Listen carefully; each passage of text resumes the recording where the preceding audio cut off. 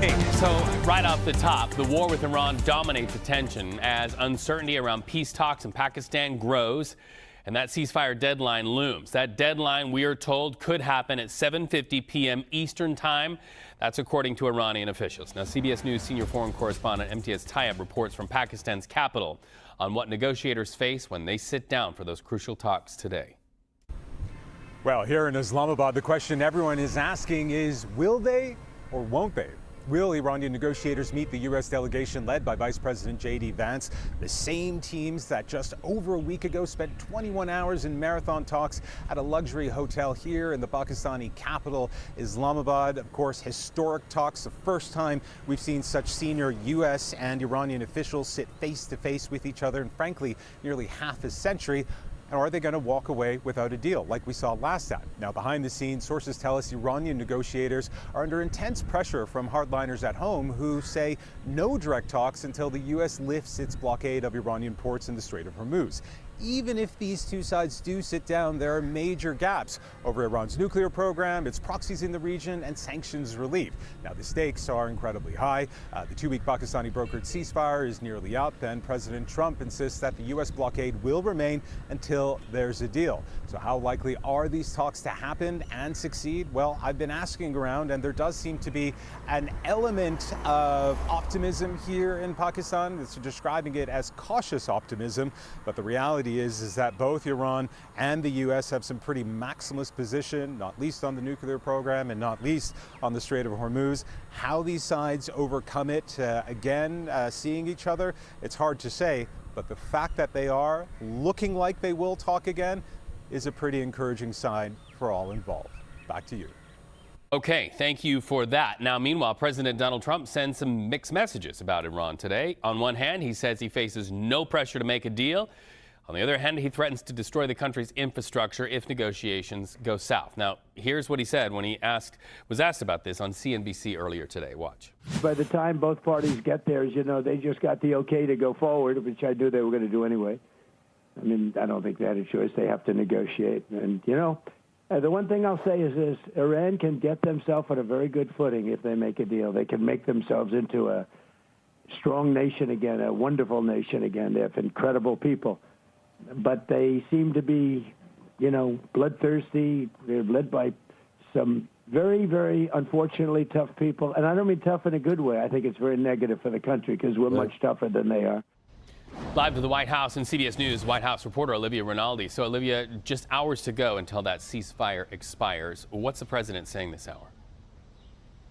Well, it's good to see you, Reed. Yeah, the president's still expressing optimism that his team is going to head to Pakistan to have those negotiations with the Iranians. You heard him on CNBC earlier today talking about wanting to make a deal. They're close to making a deal. The U.S. is controlling the strait. The messaging has really been mixed here at the White House because on the one hand, the president has been saying that the strait was open. That's what he said last Friday. And then, of course, over the weekend, it shuttered. And then he started giving what he likes to call the tough talk to the Iranians. That's what he told Fox News, saying that they respond to this talk. That's why we're starting to hear these threats again from the president that they would be striking those bridges and power plants, which could be considered civilian infrastructure. Take a listen to what he said to CNBC about that earlier today.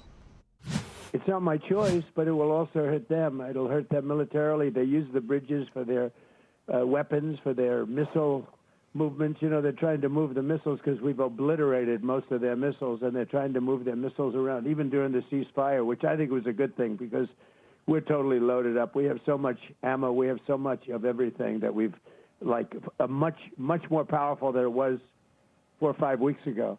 So we've used this to restock, and they probably have done a little bit of restocking. We caught a ship yesterday that had some things on it which wasn't very nice, a gift from China perhaps, I don't know. But I was a little surprised, because I have a very good relationship, and I thought I had an understanding with President Xi, but that's all right. That's the way war goes, right?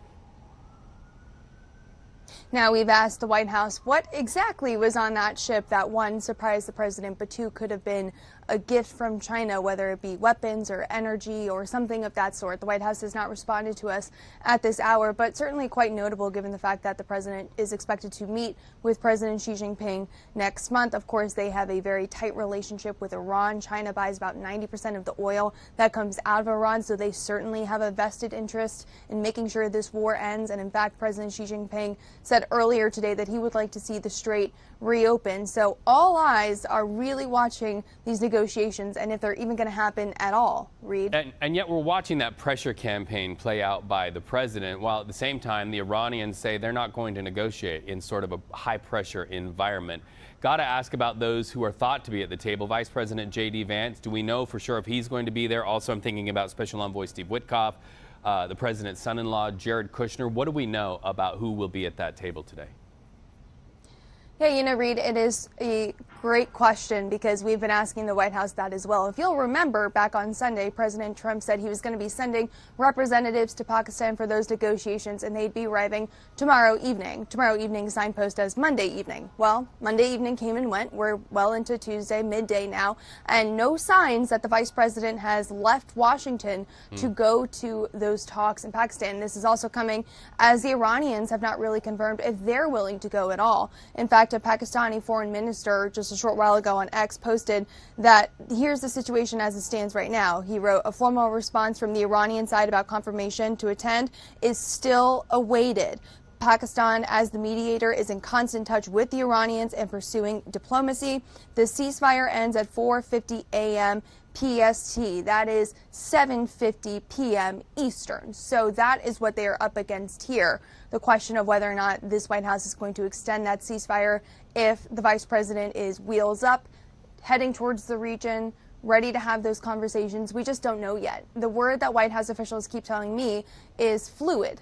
Everything is fluid right now. It's fluid when the vice president leaves. It's fluid when there's going to be talks. It's fluid if there's going to be talks at all.